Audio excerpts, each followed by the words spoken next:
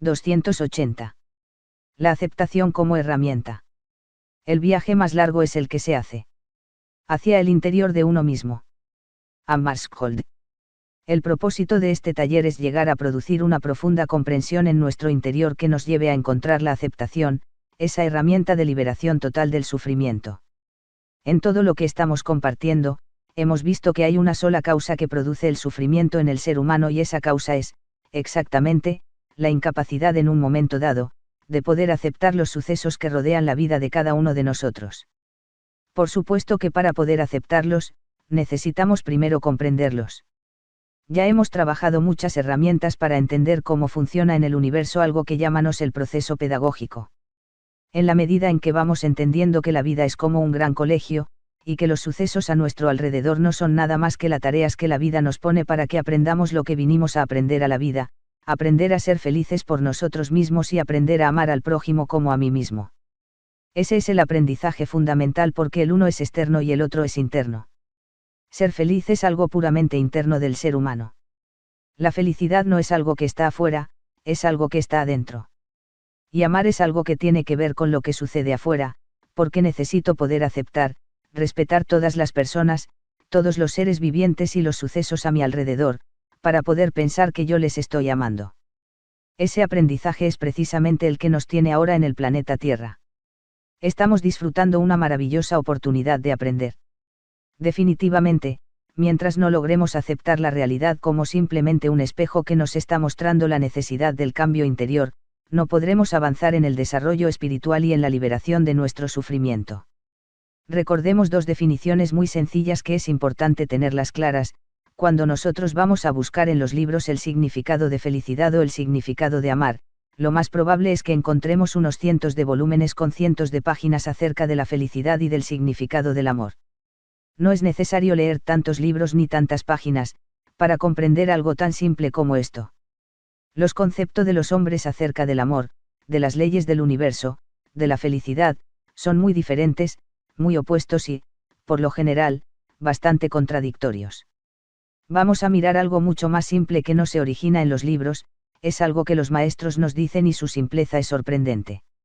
Felicidad es igual a algo y amar también es igual a algo. Vamos a decir que felicidad es exactamente igual a cero sufrimiento.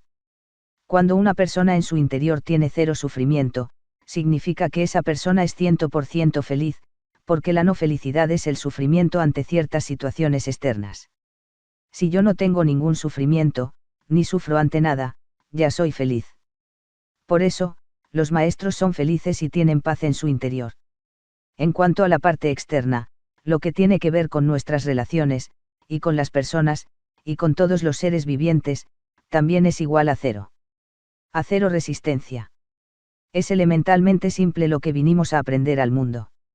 Lo que vinimos a aprender a este colegio es elementalmente simple. Aprenderlo, es todo un reto. Es todo un trabajo porque precisamente todo nuestro sistema de creencias, acumulado en nuestra mente, que conforma la personalidad y el ego humano, no nos permite aceptar la realidad y, por lo tanto, el sufrimiento en nuestro interior es altísimo. Al no aceptar la realidad yo le estoy haciendo resistencia. Le estoy haciendo resistencia a las personas, a sus estructuras, a sus comportamientos, a sus destinos.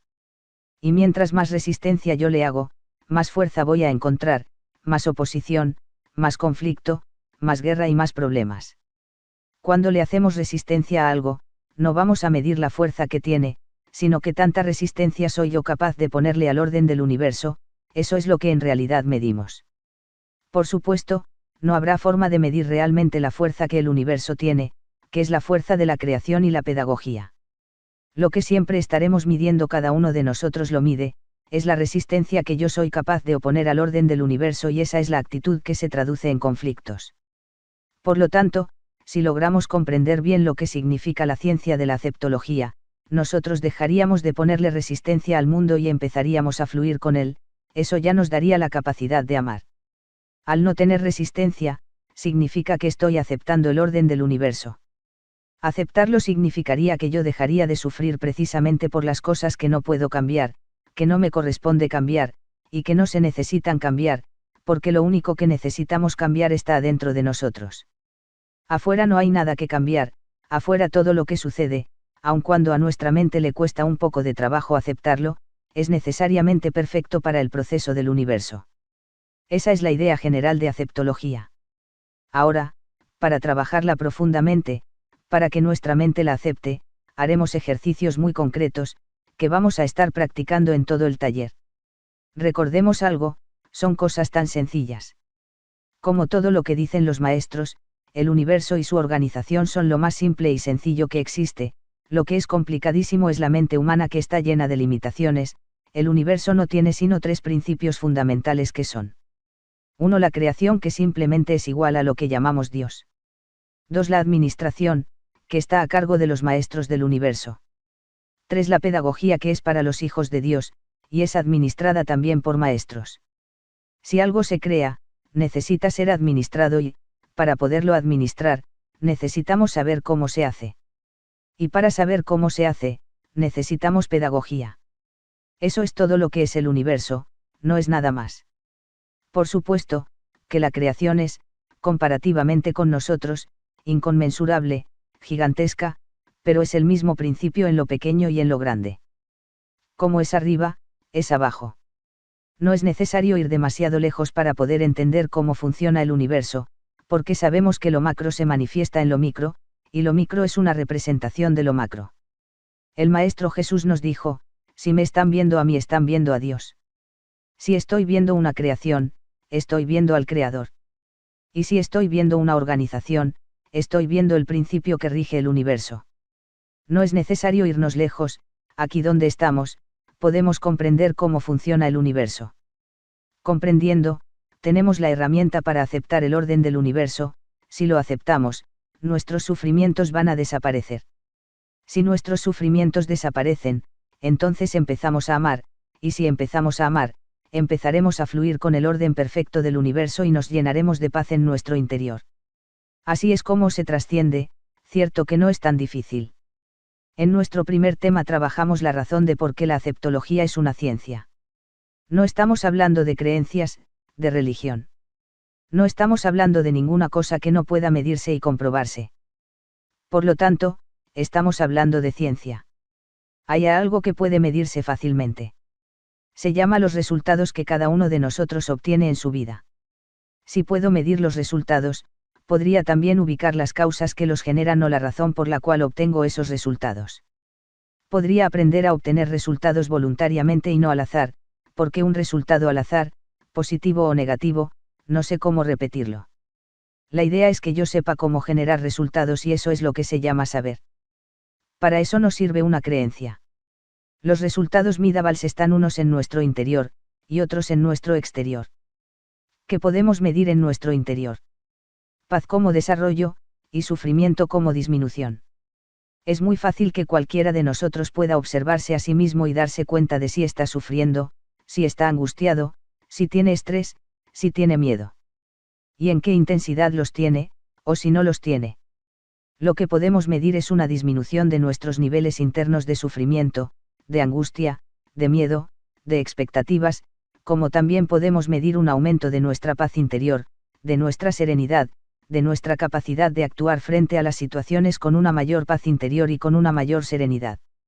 Externamente, ustedes también pueden medir 4 cosas. 4 problemas humanos que son la pedagogía del universo y que pueden medirse también fácilmente, si yo estoy aprovechando lo que esas situaciones me enseñan. Los 4 problemas ya los hemos mencionado, vamos a repetirlos. Problemas de relaciones. Problemas económicos o lo que llaman los problemas de escasez o de recursos. Problemas de salud. Problemas de ubicación, incapacidad de adaptarse a un sitio cualquiera. La persona que no se siente bien en su casa, no se siente bien en el trabajo, ni en su país, ni en el planeta, entonces, ¿para dónde va a irse? Veamos cómo puede medirse que estamos haciendo un desarrollo espiritual. Si yo empiezo a tener menos problemas de relaciones, es decir, tengo una convivencia más pacífica con las personas, estoy mejorando espiritualmente. Si empiezo a tener menos problemas de recursos, es decir, si empiezo a tener los recursos necesarios para lo que hago, para vivir en la vida. Si empiezo a tener una mejor salud física y mental, y si empiezo a sentirme más a gusto en donde estoy y en lo que hago, es claro que esos indicadores me están mostrando desarrollo espiritual. Estamos hablando de algo medible, por lo tanto estamos hablando de ciencia. En la parte del segundo tema, donde hablamos de cómo hacemos ante lo que no estoy aceptando, es claro que hicimos varias preguntas de qué es lo que yo no estoy aceptando, preguntas que dejamos como ejercicio.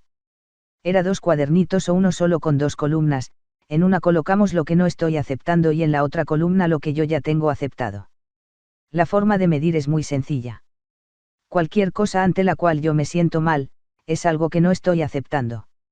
En la medida en que vamos haciendo esa lista vamos encontrando cuáles son nuestras limitaciones por superar. Recuerden que lo que no estoy aceptando puede estar asociado con cualquier tipo de situación. Cuando me siento mal con una persona, que no estoy aceptando de esa persona. Me siento mal ante una situación cualquiera, que no estoy aceptando de esa situación. Si yo estoy observándome cuando voy por la calle y de pronto me siento mal, que no estoy aceptando.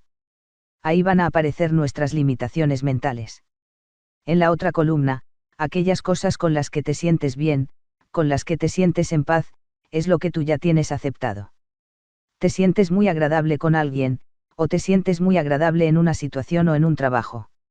Observo algo que no me causa ninguna inquietud interna, eso es lo que yo ya tengo aceptado. La idea es ir cambiando la tablita hasta que desaparezca todo lo que no tengo aceptado y pase a ser todo totalmente aceptado. En ese momento, habré concluido prácticamente la totalidad del desarrollo espiritual en el campo humano. ¿Han hecho el ejercicio? ¿Han encontrado alguna cosa que no estén aceptando? Ante cualquier situación de angustia, de miedo, de sufrimiento, de estrés, hay algo que yo no he sido capaz de aceptar, ¿cómo me voy a liberar de esa situación? De una manera muy sencilla, aceptándolo. ¿Cómo lo voy a aceptar? Comprendiéndolo. ¿Y cómo lo voy a comprender? Estudiando las leyes que rigen el universo y sus procesos pedagógicos. Eso es lo que estamos haciendo en este taller, que se complementa con todo lo que hemos visto anteriormente. Ahora estás en capacidad de contestar el siguiente cuestionario. Antes de continuar, trata de responder por tu cuenta las siguientes preguntas. 1. Para ti, ¿qué significa realidad? 2. ¿Cuáles realidades te gustaría cambiar?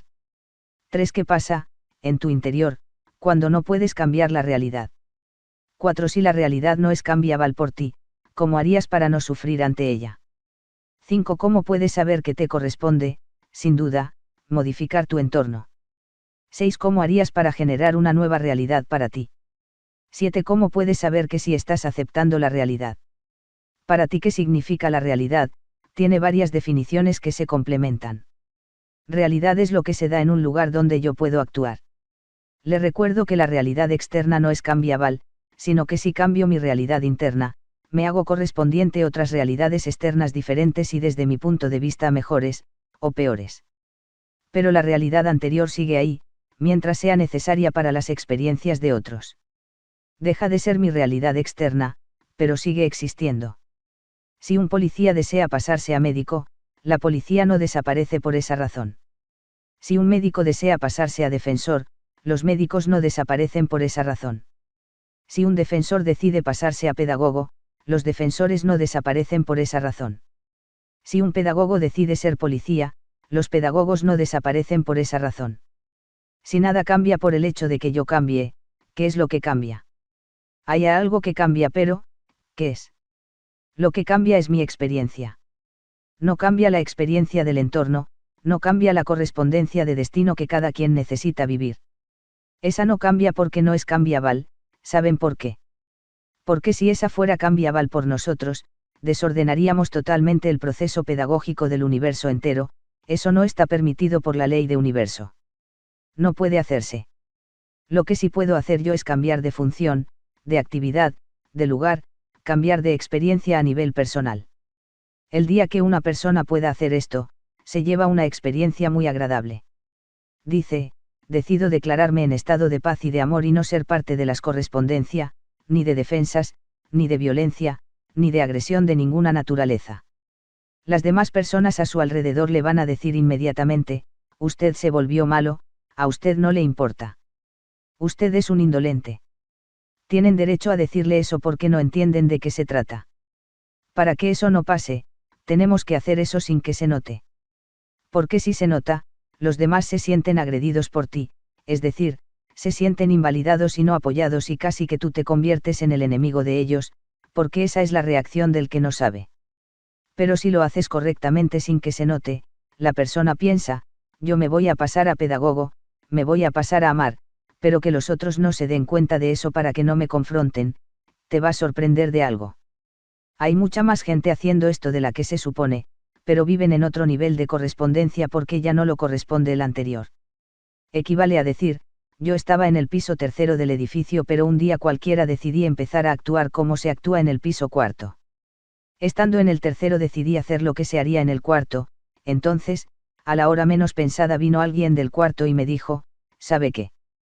Como usted actúa como del cuarto piso y no del tercero, véngase para el cuarto piso porque usted ya no tiene oficio allí. Oiga, ¿y los del tercero? Hay unos del segundo que están subiendo al tercero, entonces ellos te van a reemplazar a ti, para hacer lo que se hace en el tercero.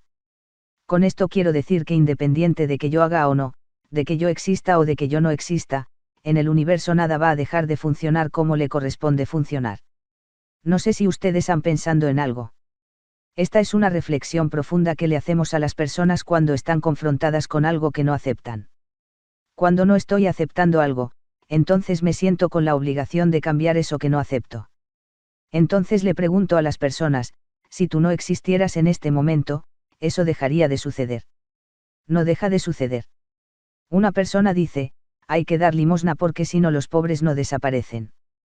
Yo le digo, si tú no existieras, los pobres desaparecerían, no desaparecen porque necesitan la experiencia y habrá otro que te reemplace en eso. Hay que dejar de ser el ignorante de turno.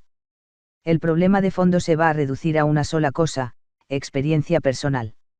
No es el universo el que cambia, no son sus procesos los que cambian.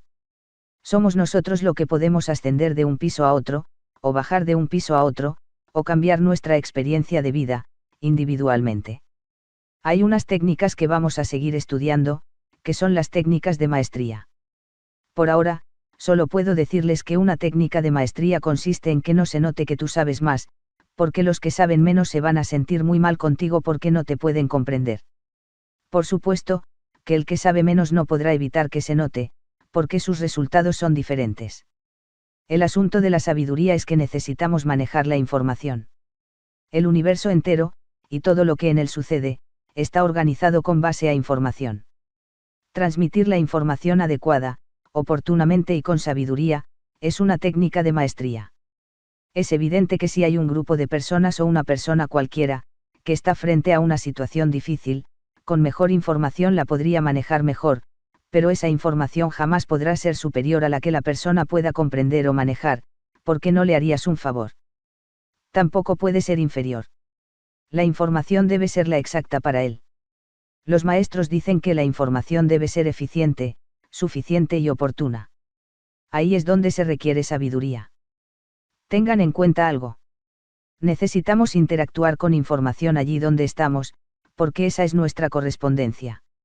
La pregunta es, ¿qué información le vas a dar tú a una persona, y cómo haces para determinar cuál sería la información apropiada para él? Si las personas están muy cerca y tenemos la oportunidad porque las personas están preguntando, necesitaré darles la información. De lo contrario, tendré que limitarme a esperar a que se desenvuelva la situación, de acuerdo al orden previsto en el plan del universo.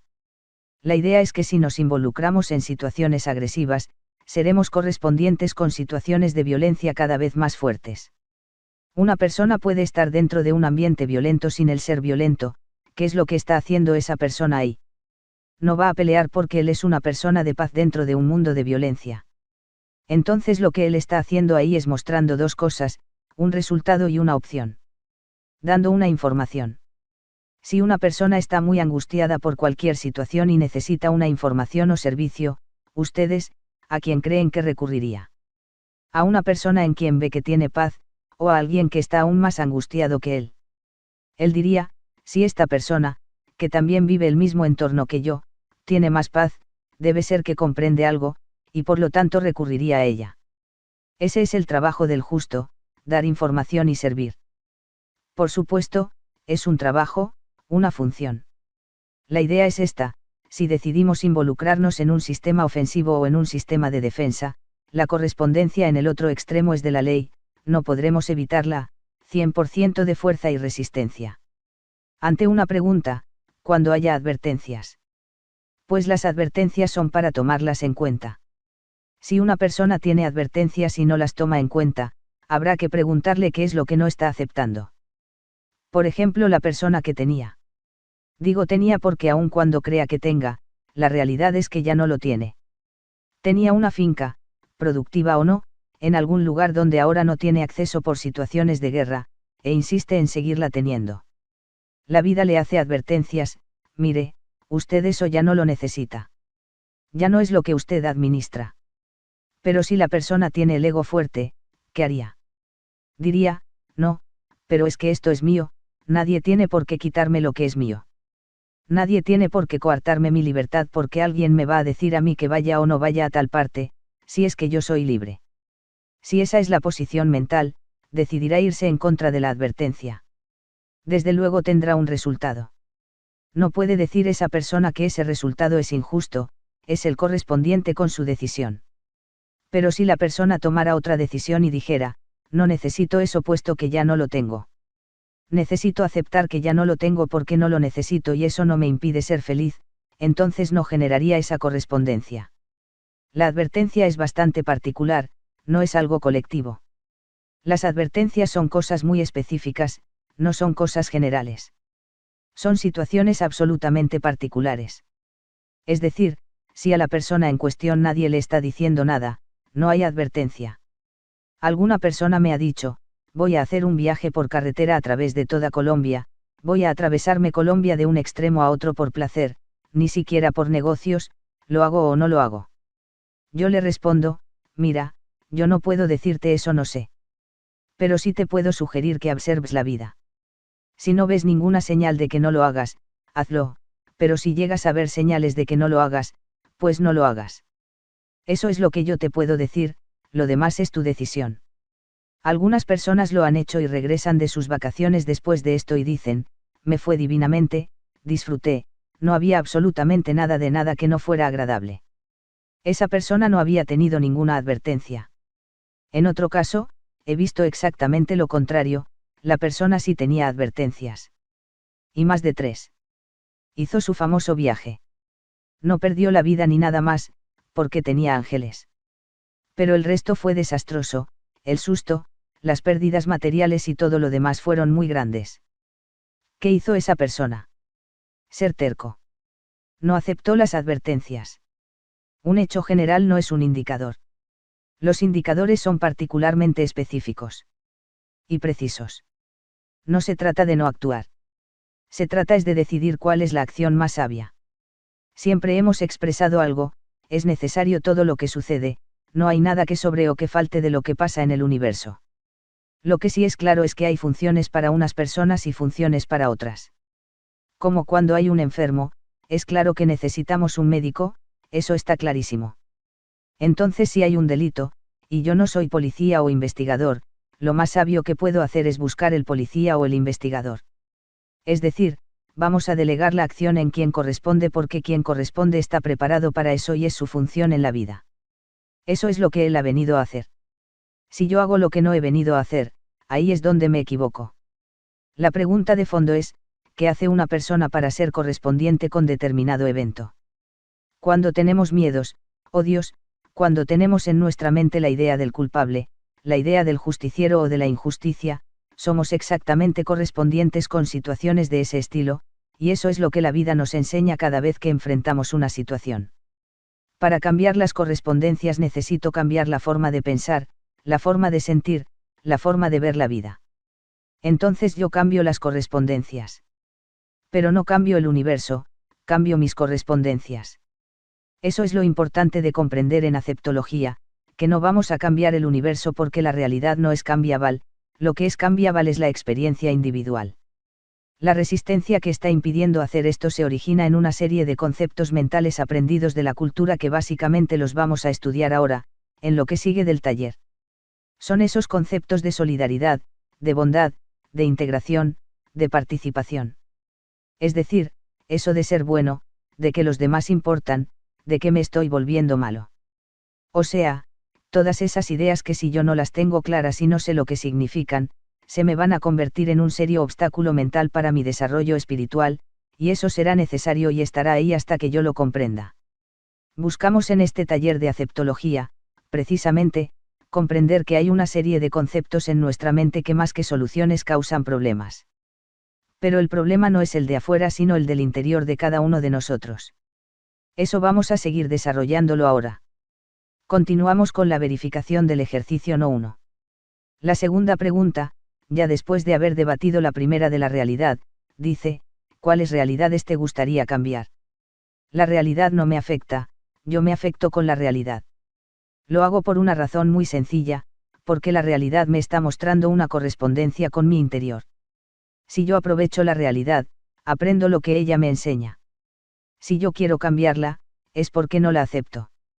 La primera lucha espero que nosotros ya no estemos en ella, porque no nos interesaría un proceso de desarrollo espiritual en ese sentido es tratar de cambiar todo lo que sucede a nuestro alrededor, cambiar las personas, las estructuras sociales, cambiar lo que llamamos la injusticia, solucionar todos los problemas de los demás, esa es nuestra primera lucha. Cuando nos convencemos de que esa lucha es inútil, empezamos la segunda lucha. No voy a cambiar lo que sucede afuera para acomodarlo a mi ego y mis creencias. Necesito cambiar mi ego y mis creencias para acomodarlas al orden del universo, esa es la segunda lucha. Si estamos en la segunda lucha, ya salimos de la primera, porque es claro que si yo no acepto la realidad trataré de cambiarla.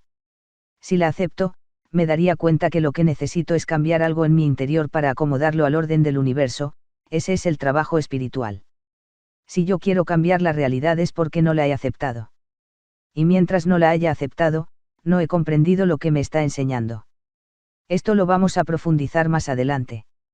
Por ahora me gustaría recordar una de las frases maravillosas del Maestro Jesús. Como todas las de él, es extraordinaria, veis la paja en el ojo ajeno y no veis la viga que tenéis en el vuestro.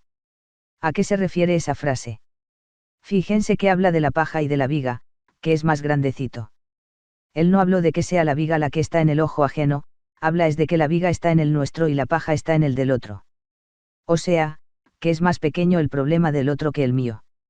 Fíjense bien lo que eso significa. Cuando yo me siento mal con alguien, por cualquier razón que me sienta mal con esa persona, yo le estoy viendo a él un defecto, porque si yo no le viera un defecto, no me podría sentir mal. Me siento mal es porque yo le veo un defecto a él, pero cuando le veo un defecto a él, no veo cuál es el mío. No veo mi incapacidad de aceptar a una persona que tiene un comportamiento diferente al mío. No es bueno ni malo, es diferente al mío. Yo no soy capaz de aceptarlo a él porque es diferente a mí. Yo quiero que él sea como yo. Esa es la viga que yo tengo. La viga es la limitación que yo tengo para poder aceptar a otra persona. El defecto que él tenga es solamente un pajilla para mí. El problema por resolver no es el del otro, sino el mío. Por esta razón, frente a la realidad pasa exactamente eso, yo veo algo con lo cual me molesto. Me molesto frente a la realidad y la limitación que yo tengo para poderme molestar con la realidad, es un viga muy grande que necesito solucionar.